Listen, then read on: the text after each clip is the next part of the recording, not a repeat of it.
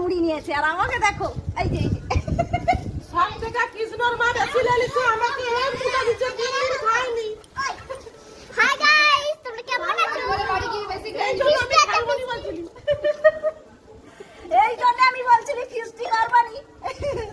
High বন্ধুরা, রোজ রোজ আমাদের চায়ের পিকনিক হতো, আজকে কিন্তু আমাদের রয়েছে মশলা মুড়ি, তার সঙ্গে চপও আছে।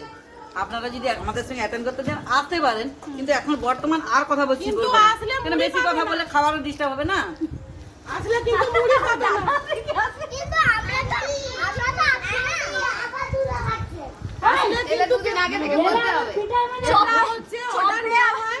আরে চপে আবার এত বড় চুল ছিল, মানে বুড়ির চুল, বুড়ির পাকা চুল। আজকে বুড়ি ভাজেনি, পাকা চুল আসলো বলে বুড়ি যে কালকের ভাবছিল আমি না, দেখছি কালকে ভাজি আজকে ভাজেনি, আজকের ভাজেনি। ভাজেও নি, হাতও দেয়।